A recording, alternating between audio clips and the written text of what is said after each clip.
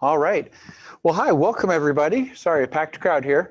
And to the sort of team presented events here that we do every week. This is effort between the Cyberinfrastructure for Digital Humanities and Creative Activities group, as well as the Advanced Visualization Lab. My name is Chris. I work for the Advanced Visualization Lab. I do a lot of our systems stuff. I'm a senior technical lead for the AVL, and I specialize in our systems. And today we're going to focus specifically on our IQWalls, one of which you are looking at right here. And so we'll talk a little bit about that. But we wanted to make sure you know what's going on later on. So next week, we're doing an expedition, IQWalls expedition. I'm going to go around and visit some of the other walls and do some fun stuff right there. On Halloween, you get to go around on your own and trick or treat. We're not going to do any of that with you.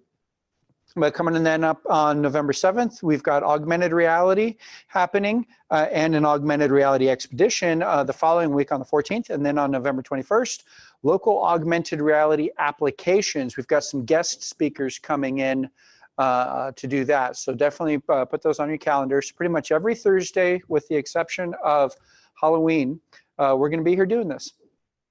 So that brings me to today's presentation. We're going to talk a little bit about the AVL and the evolution of some of the screens, the IQWalls, and facilities that we have right here, and kind of what's going on currently as of 2019. Because we have a lot of these IQWalls around. A little bit about these public screens from the AVL's perspective, our typology or taxonomy. I think typology was one of the academic terms used in a previous presentation, and some details about the IQWalls and our two flagship facilities, Next Labs, which have our two largest IQWalls in them, and that we invite everybody to come and visit when you can. If anybody has any questions during the talk, go ahead. We can pause and take care of that, or you can wait till the end to have a little discussion, however you wish. Okay, so a brief evolution of the Advanced Visualization Lab, founded back in 1997. So we've been around for a while. We also have the distinction of still having our original name. Some of the other groups around us who have been around for a long time have changed names, but our mission has been, we're able to support our mission as Advanced Visualization. So back then, yeah, we had 4 staff, 2 facilities, and now we're up to 7 staff plus 2 flagship facilities plus over 22. We have satellite facilities in the slide, but we also think of those as distributed visualization facilities on 6 campuses. I got a typo here. We bumped it up to 6 campuses back in, I want to say late July of this year. And partnerships, what we mean by a heavily leveraged support model is partnerships are essential. I can't be on 6 of our campuses to help people out. So we have local staff, UITS staff that help out with that, as well as what we like to refer to as our IQWall champions. And these are really energized staff, faculty, and students who really like to make great use of the IQWalls. And we support them on all these uses. And they in turn support us on these distributed visualization facilities. So we've got, we're going to talk about 4 dimensions of IU's mission. You know, our facilities, especially IQWalls, can be used for research. They can be used for creative activities. They can be used for education. They can be used for outreach. And they are used for all of those activities. And we support everybody, all departments, all disciplines, all campuses. If you are affiliated with IU, we will help you, which is really cool. Because you know we are part of University Information Technology Services, which is up in the President's Cabinet, and we serve everything across campus, which works out really well. And we've been growing and evolving. In our first decade, we were just kind of getting capabilities and expertise at our 2 flagship facilities. And what I mean by flagship facilities, I don't have a picture of the immersion desk up there, but it's like a baby cave. And picture of the cave, this top left-hand corner picture, that's what we had over in Lindley Hall 135, way back in the day. And we've grown a bit since then. None of these systems that are pictured are with us anymore. Though the last one there, this kind of baby IQWall, this was our very first IQWall on the bottom right, when we were in a 3x3 configuration, 3 columns by 3 rows. Some of those displays still live over at the Mathers Museum and are incorporated into some of the exhibits that they use, which works out pretty well. But that wall as an IQ wall is pretty much gone. So in our second decade, increasing access, getting this distributed visualization, reaching out onto campus, because not everybody can come into a core facility, or not everybody's at Bloomington or IUPUI. They might be in Kokomo or Northwest. So we're spreading out as best we can. And then in our third decade here, yeah, increasing utilization, workflows, workshops like the one you're at. So this isn't really a workshop. It's more of a demonstration, presentation. And then documentation. We're trying to get a lot of our knowledge out into the knowledge base. So we've got a great article about IQWalls up in the knowledge base. You can just search for IQWall with the dash in there, or AVL, which will eventually link to that IQWall article, and you can read up about the different IQWalls, which works out pretty well for people that like to track these things on their own. So here's a bit of an evolution of our tiled displays. Used to be you had to have a big cluster of computers, either one compute node per display, or maybe, if you're a little more advanced, one compute node per 2 displays.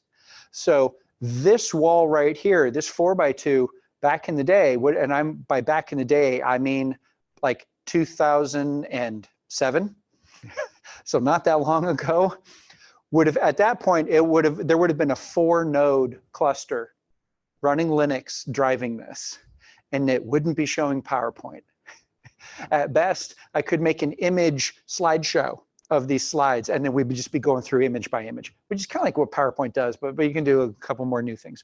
But now we've got it down to a single powerful PC. So our picture down here in the bottom right, this is one of our big IQWall Concave facilities. We'll talk a little bit more about that later. So that's 32 screens. That's an 8x4 displaying at 66 million pixels of resolution. High def, by comparison, is 2.1 megapixels. This is 66 megapixels. Each screen is high def. We can do that with one computer, one Windows machine. It's a pretty powerful machine, but it can drive that entire display at its full native resolution, 15,360 by 4320. That's a lot of pixels. The students at IUPUI have already play tested Fortnite on it, and it was acceptable. Though about 15 frames a second, but still, that a modern game can drive at 66 megapixels at 15 frames a second without any sort of optimizations or anything. That's just amazing. So, and the displays have changed. They used to be projectors that had their edges overlapped and blended in, so it looked like a big seamless canvas. And then we moved to flat panel LCD displays, which is what we have right here, with very thin bezels. So, I mean, these bezels are still kind of thick. These are 6.8 millimeters. So from the last pixel on one screen to the neighboring pixel on the next screen, 6.8 millimeters on this wall. Some of our walls are 3.7 millimeters, so pretty good, almost half. We've got several walls now that bezel thickness is 1.8 millimeters, getting really good. And they've got a new display out right now, which is 0.88 millimeters. It's amazing. If you take 3 business cards and stack them, that's how thick, that's 0.88 roughly, give or take 1/100 of a millimeter. You know, that's how thick that is, and that's amazing. But it still has a bezel.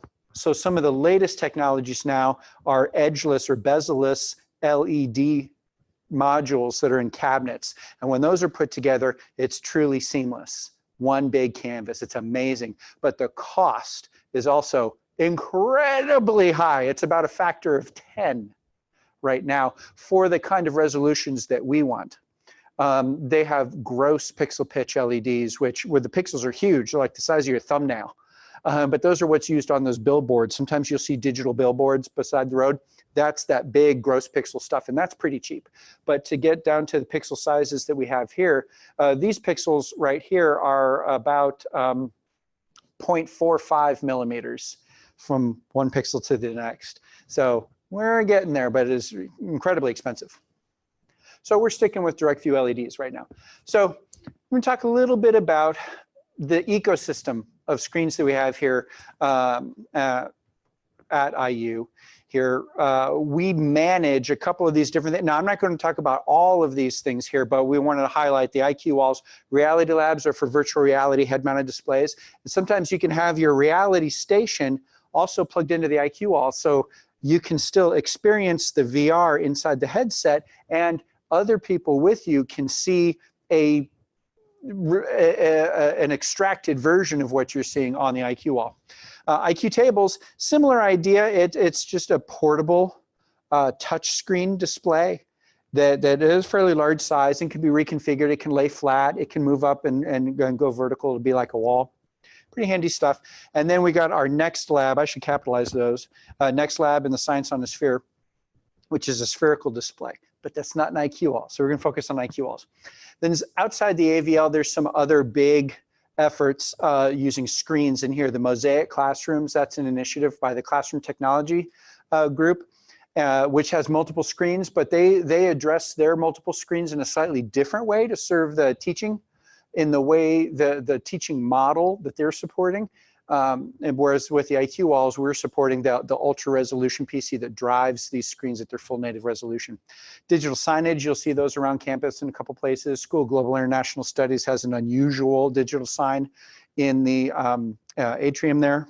Those are the SGIS blades. Sorry, I skipped ahead. Digital signs, that's just the stuff that you see, you know, by the elevator and that sort of stuff.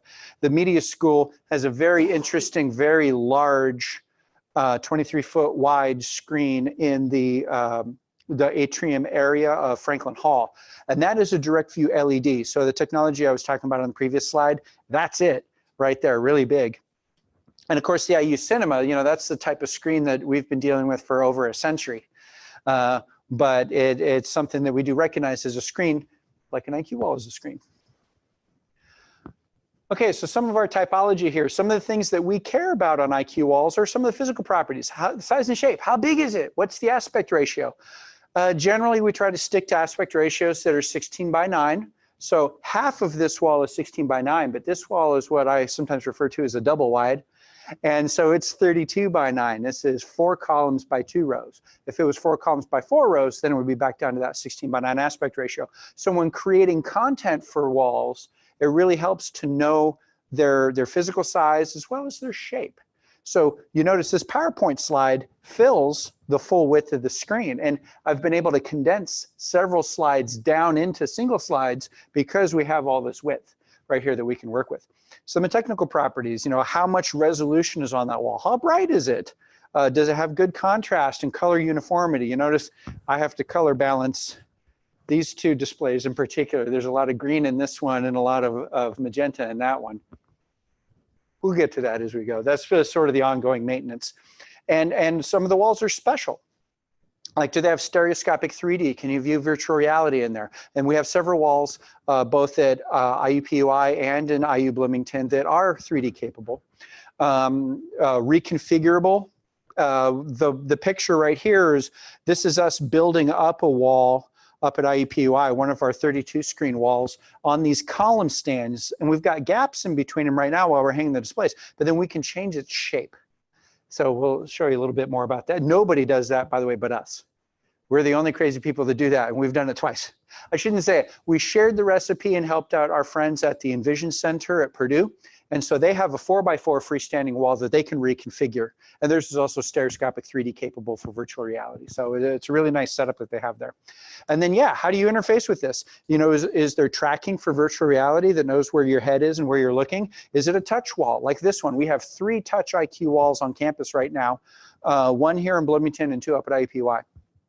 And it's an interesting way to interact with a big screen right there. And of course, you've got keyboard and mouse. Like, I could just move on to the next screen right there, though I missed stuff. The environment forward says, yeah, I mean, how do you get in? I'm sure everybody has had, one time or another, has had a hard time getting into this room because the way the doors are camouflaged. But normally some of our rooms are fairly easy to get into. And visibility, is it a public space, a private space, a semi-private space? Does it work well as group use, or as a single user? That sort of thing. And what are you putting on it? What's the intended use of it? I saw that flickering. So for distributive viz, you know, the areas that we're really supporting, research. You're doing research, you want to use an IQ wall, we will help you do that. You know, just sometimes it's just a matter of finding the right sort of software that'll work well on the wall. Or your software works fine and we'll help you install it, that sort of thing like that. Creative activities, just doing fun stuff with it. Sometimes for these touch walls, just log in, start up Paint, Microsoft Paint, and just go paint, finger paint on the wall. You can have all kinds of fun stuff like that. Teaching, of course, used in classes. I'm teaching right now. And collaboration, we'll have some images later of students working together doing group work here on the wall. And of course, outreach. This is a picture of outreach right here by the wall. We had some middle school students visiting the Cyberinfrastructure building, where we've got one, which was for a while our biggest wall. It's a 6x4, 42 million pixels on that one. And since so many students are aware of pictures and taking selfies, I showed this picture from the Apollo 11 mission. And it's one of my favorite pictures because it's the anti-selfie. And the kids are thinking, anti-selfie, what does it mean? I said, well, if you look at this picture, so this is the lunar module coming back up, the ascent stage coming back up after Neil Armstrong and Buzz Aldrin walked on the moon. And it's coming up to meet the command and service module that's orbiting the moon. And Michael Collins, he's the third guy that nobody remembers the name, even though he is very important. So Michael Collins is in the CSM and takes this picture of the lunar module, the lunar surface, and the Earth in the background. So in this photograph, every human being ever, alive or dead, is in this photo, represented in this photo, except for Michael Collins. He's the only person behind the camera. And as far as we know, there are no humans behind him. So when you tell this to 8th graders, they're like, whoa, you can see the eyes get big. It's pretty fun. That's outreach and a little bit of education. Just find just different ways of looking at things. And sometimes by seeing the photograph 8 feet tall, now you can see these details. That's the neat thing about, because some of these data that we're able to get, like this imagery from NASA, it was photographed at very high resolutions. And your little monitor doesn't necessarily do it justice. Yeah, you can zoom in and see a lot of detail, but you're not seeing the rest of the image because it's off your screen. Well, in a big IQ wall, you can look at that at a 1-to-1 pixel ratio right there and see that detail and still see the context around it, which is really fun. Now, some of the other ways that walls are used are command and control. We've got some examples later on about the Global Network Operations Center using their IQ wall to monitor status of networks around the world, right there. And then large-scale information, public relations, big digital signs, that sort of thing. This photograph is always fun. This is from the IQ wall at IU East in Richmond, Indiana. And they had one of their students had graduated, but she was a student visiting from overseas, and she had to go back home. She's from Hungary and was there before commencement happened. So then they did a commencement for her. So this is the chancellor at IU East in her regalia, graduating that student over a video conference link from Hungary on their IQ wall. So we had no idea anybody would ever even think to do something like that with an IQ wall. It's a great use of a wall. I don't know if that's part of teaching, I guess, and outreach, fun stuff. So this is where we get a little bit into our taxonomy usage. So we'll break this down for you. It's pretty easy. We've got these levels, or these types, I'm sorry. We didn't want to say level to imply that anybody was above or below anybody else. So types, type 1, 2, and 3 right here. So it all has to do with, are you using an existing application? So let's look at type 1. We're using an existing application, for example, Google Earth. You're using Google, which is a fantastic software on big walls. Google Earth, you're using Google's content or existing content that's out there. Complexity, is this tough? No, you just got to book the wall or just show up. Some of these you can just walk in and use. And yeah, you can use these existing systems provided everywhere and just sit down and use it. Easy peasy. Type 2 is where we get a little more complex, but not that much. What we're doing right now is type 2. We're using existing software, PowerPoint. We're using our data that we created, this information that we've put into the PowerPoint. Well, yeah, you gotta do some data. Now, sometimes this is kind of a silly one because we've had students who came in to look at CT scans of fossilized vertebra from, I can't remember what the critter was, some mammal, and so she was loading data sets that she brought in. There's a lot more complex than PowerPoint text, but same idea. She was using existing software. I think it wasn't VMD, it was ParaView. I think she was using ParaView to view this stuff. And yeah, a little moderate, she had to know how to work on that, but hey, you got to bring your own data or capture that data or generate that data, and there you go. And then you got our type 3s. There are not as many type 3s out there because these are folks that are writing their own software. Because they can't find software out there that meets their needs, or they can find software that meets their needs, but it's way too expensive, so they write their own. And that's wonderful. You can write your own software. But that's a little more difficult. Kind of the low end of that is using a game engine like Unity. That's a framework, a virtual environment game engine framework. And then building in that, customizing that, and then bringing your content in, the geometry, the textures, the behaviors that you want for your virtual reality environment. And then you can go through and do that sort of thing. Versus, just opening up a compiler, and just writing code and compiling and running fresh apps. You can go work all through there. So IQWalls across IU. First off, anybody have any questions, or are there any questions in the chat or anything like that? Not yet? Okay, this is awesome. Just going to be trying to be careful of time right here. So what are IQWalls? Large format, ultra high resolution tile video displays driven as a single Windows desktop. We'll show you that here in a little bit when we go do an interactive piece. And you can be used, anybody, if you've got IU credentials, student, faculty, staff, affiliate, sponsored, whatever, there's a couple different types of people with IU. You can just log in. The keyboard is right here beside the IQ wall, Control-Alt-Delete. Put in your credentials, log in. You've got a big honking screen. There's some ways to make them a little more easy to use as far as you drag the taskbar over to one side and that keeps everything right next to you instead of 16 feet away over there. So here's some examples. Here's a photograph of this wall in use looking at maps. Here, I'm looking at the upper left photo here. Lower left photo, I think I've already reused this one and we just got a picture of Hoagie. Really big picture of Hoagie right there. This is the wall that's up at IU Northwest in the Savannah Center. It's a 4x4 wall, and they're using it as information. So it's kind of digital signage in this regard for an event that they were having there in the building. I've also seen them go in and watching YouTube videos or making a jib-jab animation about stuff and all that. You do what you can.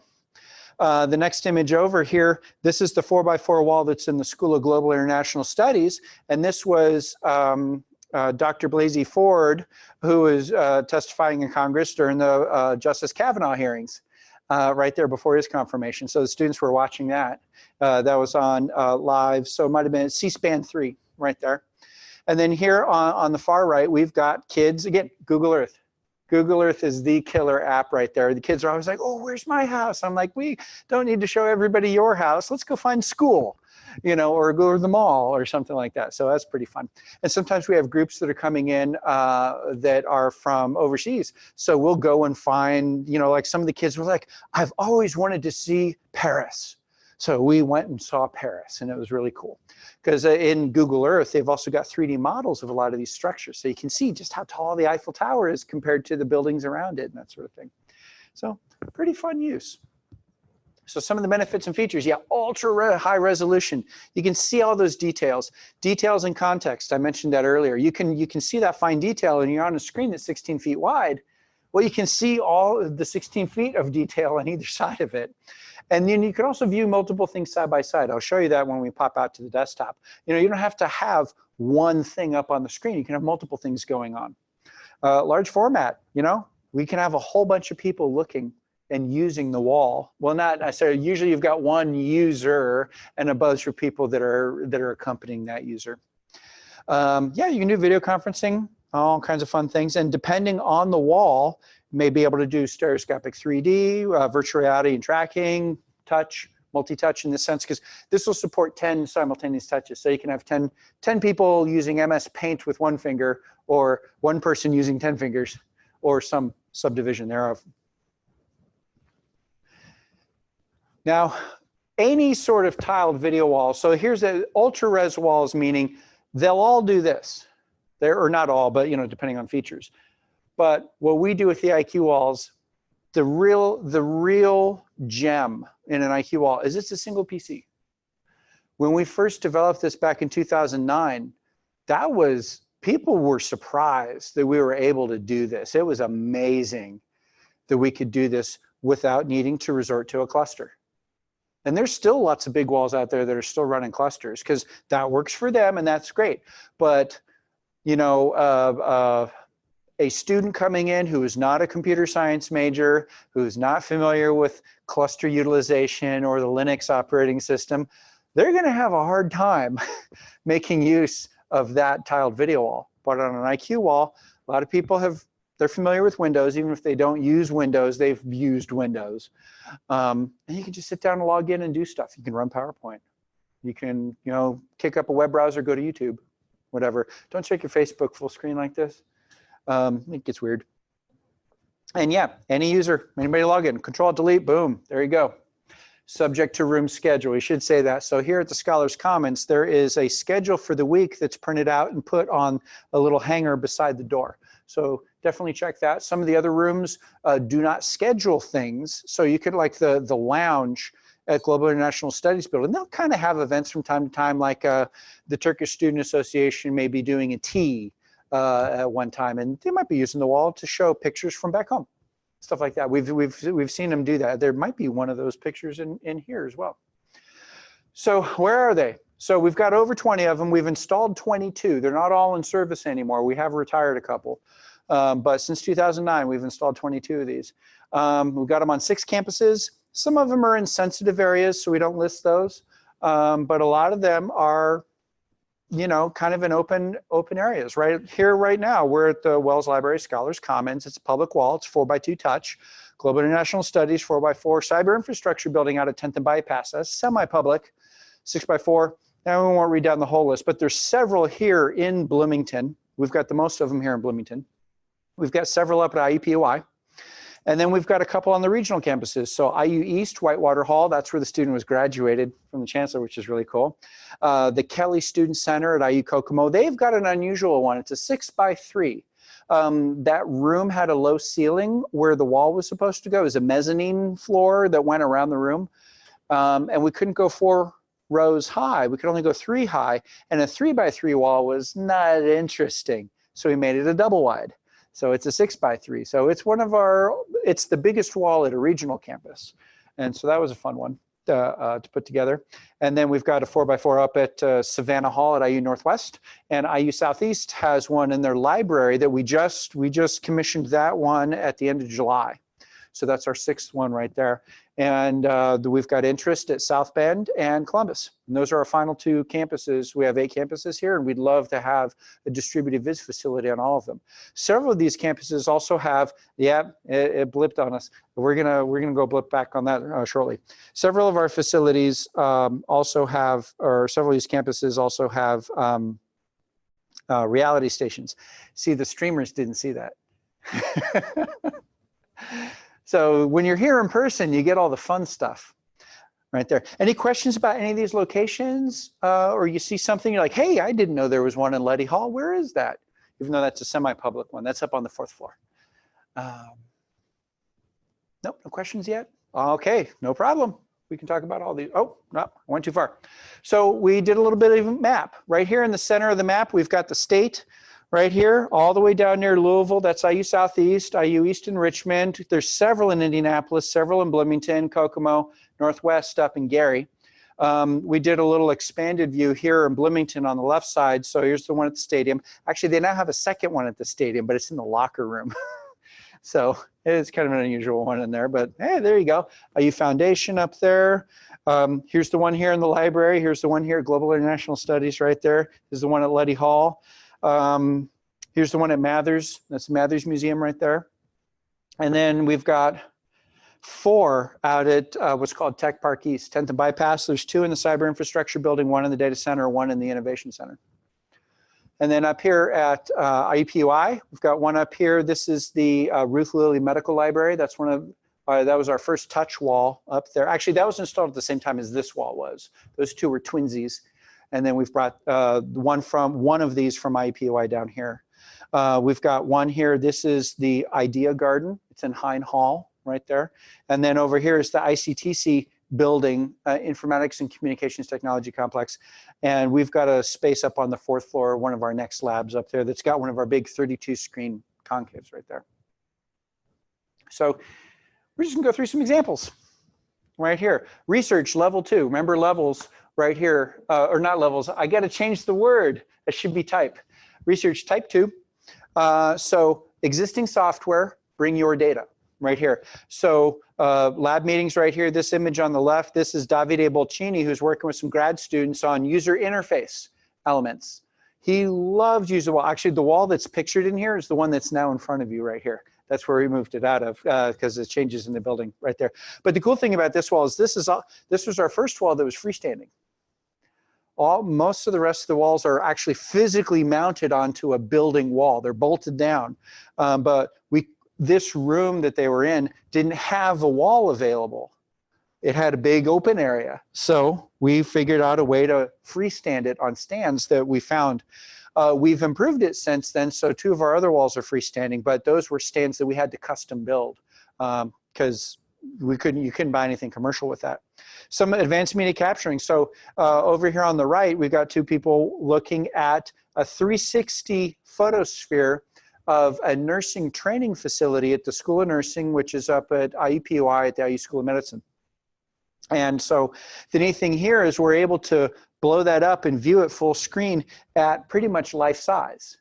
If he was standing physically in that room, that's about the scale that it's at. Actually, the image is a little bit bigger than life size. But you can see that detail. You can zoom in and read the text on the note right there. So pretty neat stuff. So research, type 3. This is the wall over here on the left that's at Luddy Hall. And they're looking at, it's mega regions of the US. So they're looking at a population distribution and dividing these into regions, like if population dictated state boundaries. How are things? I think that's the correct interpretation. I don't remember, I don't know I don't have the metadata, but it has something to do with population and states right there. So yeah, they wrote that code to do that. And then over here on the right side, we've got, we talked about showing one big data set. Well, over here, we've got 24 smaller data sets that relate. So we're plotting at the time when we did this, there had been only 24 Winter Olympics. We happen to have a IQ wall with 24 screens, 1 per.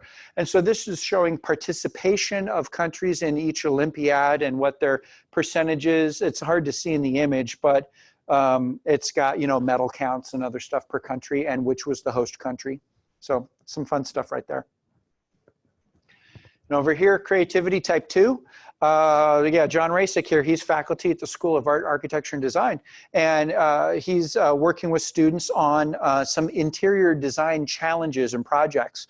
So the students came up with their designs, and then in the presentation, you can't quite see them. They're hiding, they're a bit further back, but he brought in architects to judge the presentations. So no pressure.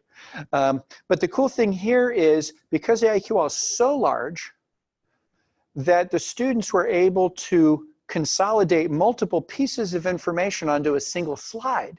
So you're not bouncing back and forth or repeating information on slides. Like in this example, she has her pattern swatches over here on the left. She's got the plan view with a cone that describes the view of the render, which is over on the right side. It's all related, and you can see these swatches in use on the models in that render right there. And so you can just reference the data on this slide by just moving your eyes.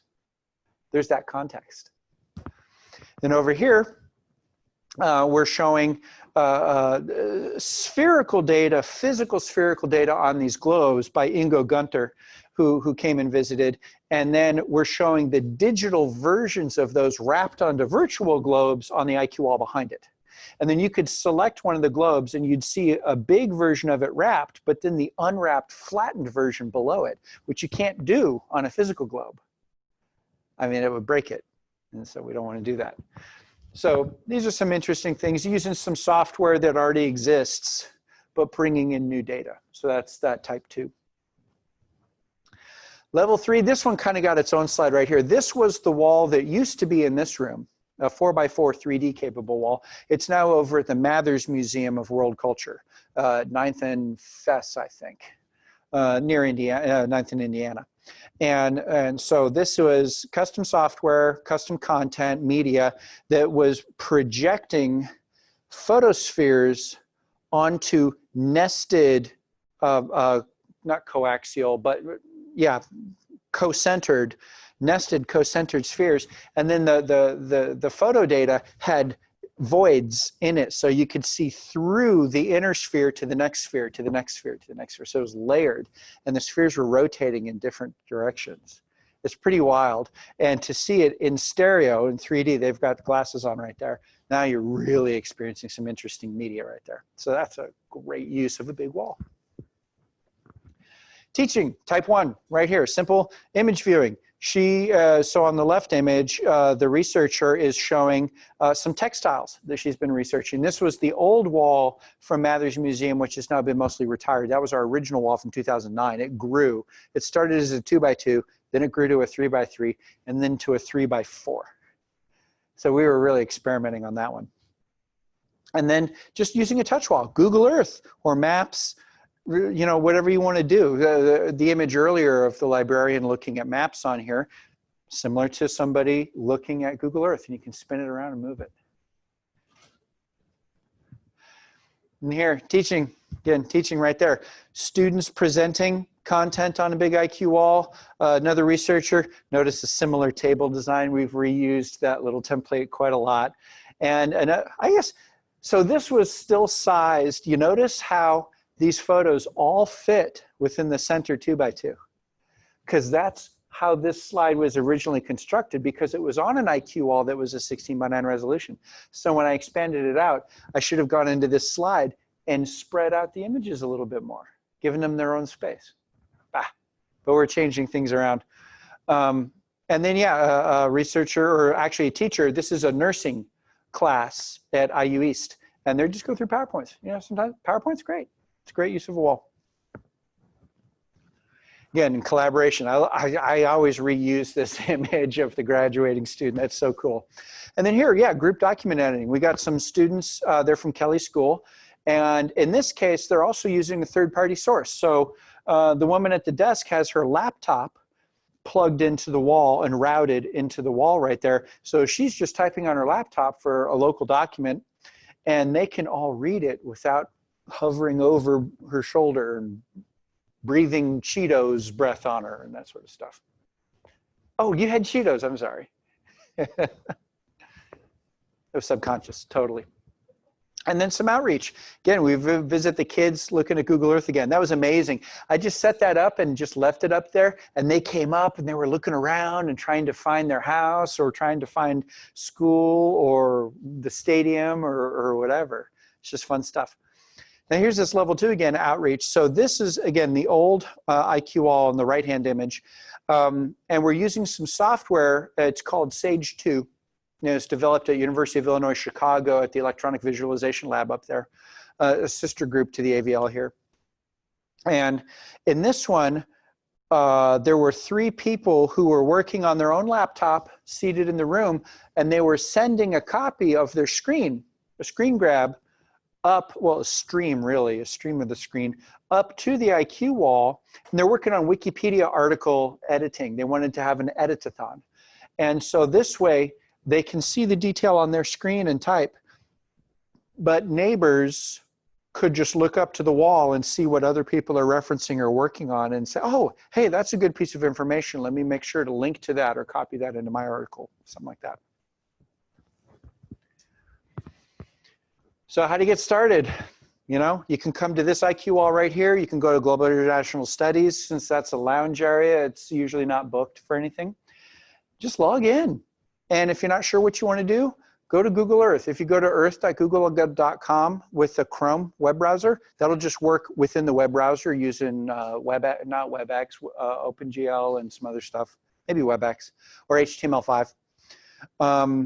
A lot of them also have the Google Earth desktop app installed as well. We find the performance to be a little bit better there. This image here on the left is actually 2 students at Kokomo. This is the 6x3 wall up at Kokomo.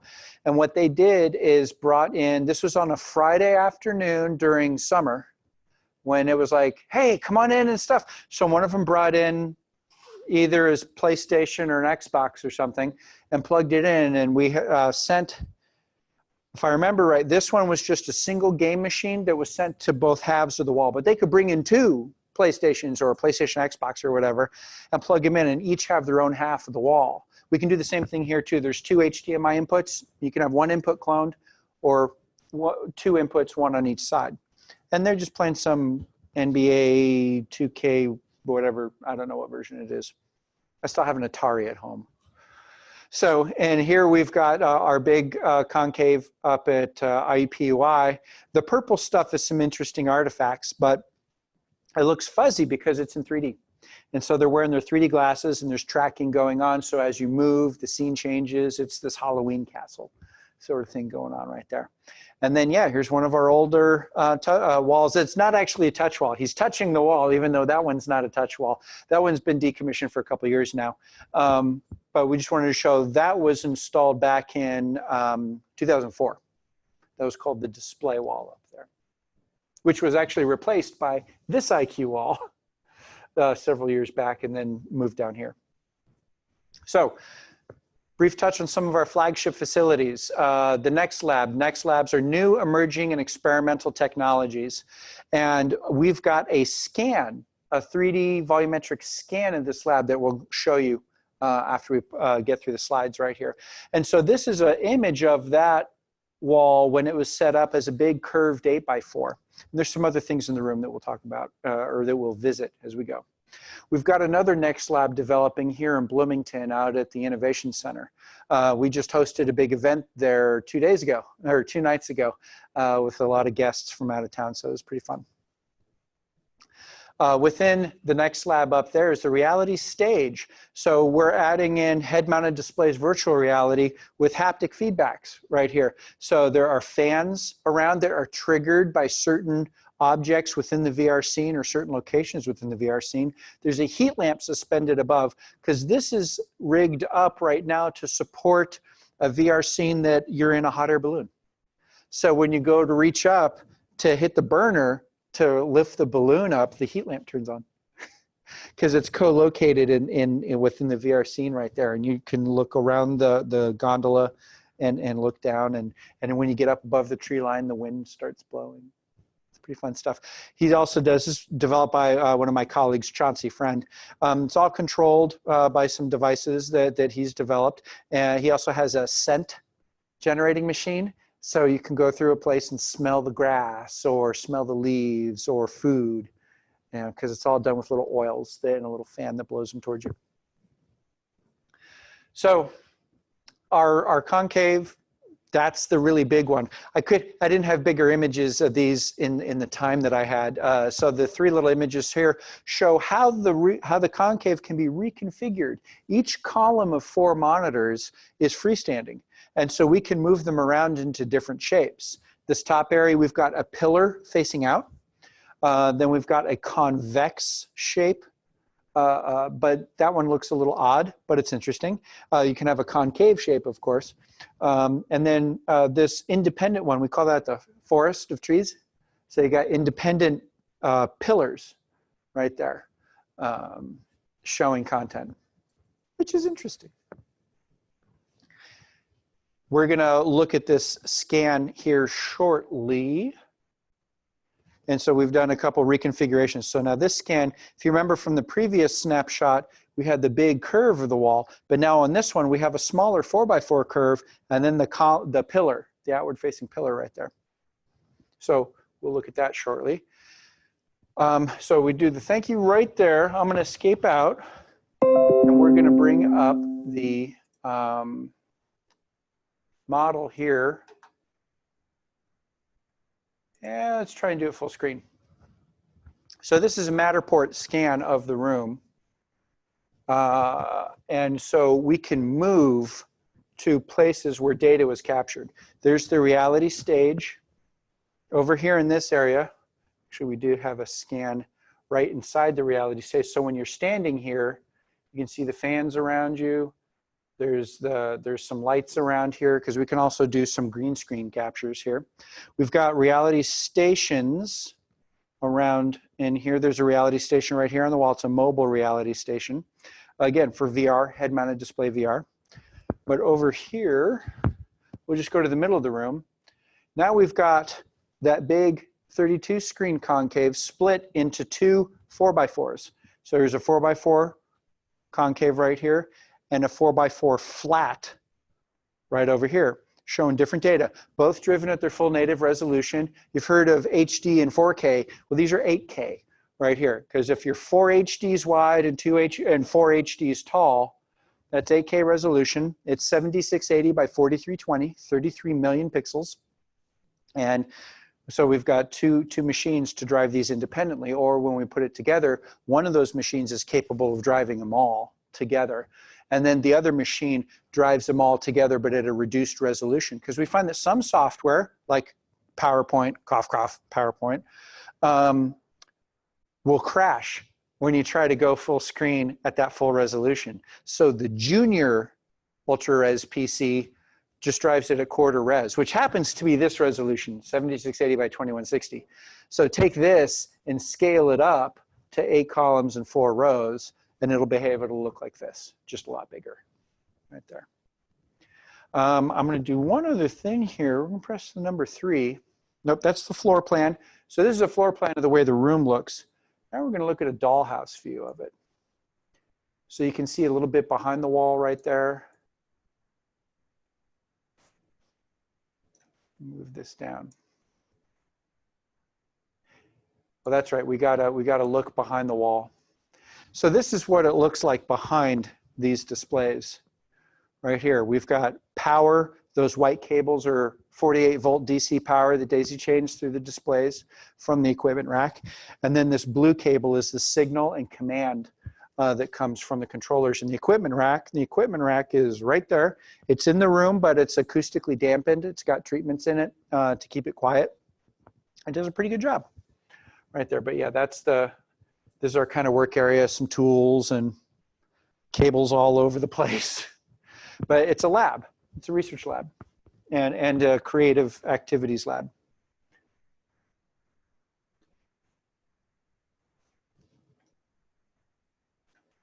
And that's that one. It's just, that's one of our IQWalls, and you got IQWalls in several places on campus. So we can open this up to any sort of discussion. Oh yeah, and we'll show our desktop right here. So people are like, oh man, that'd look really good. That's big high def stuff. So well, it's 8 times high def. So we're at 17 million pixels right here, 7680 by 2160. It's like having 2 4K monitors side by side. So any thoughts, questions, observations? Yeah. On this mobile one, if you guys are going to move it, how long would it take to take it apart? Yep. Is it a hard process? Yep. So the question is this one, because it's freestanding, how long would it take to take this apart, move it? How long would that take? It's a fairly straightforward process. We've now done it once because it was originally built up at IUPUI. We would take several days to do it, but the actual moving and setting up and everything, it's a good solid day's work, but we'd spread it out a little bit.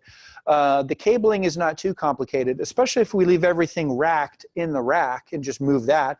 It's just a matter of unplugging cables that carry the power and the data, and then unmounting these. The touch wall, because this is a touch wall, it's got this big frame around it. That's where the touch overlay is, and that actually takes a long time to deal with because it's actually broken up into, I think it's like 18 segments, and they've all got 2 little screws in them that you got to undo the little screws and not lose them and then slide them apart, and you got 18 of these things to keep track of. But there's a cover on them that you got to take off all those pieces, and then there's other mounting hardware. So this one is a little more complicated because of the touch overlay, which adds like half again as much time and complexity. But if it was just the displays, they're just hanging in there with gravity. There's a mount frame that they rest on. You just pop them up and off real easy.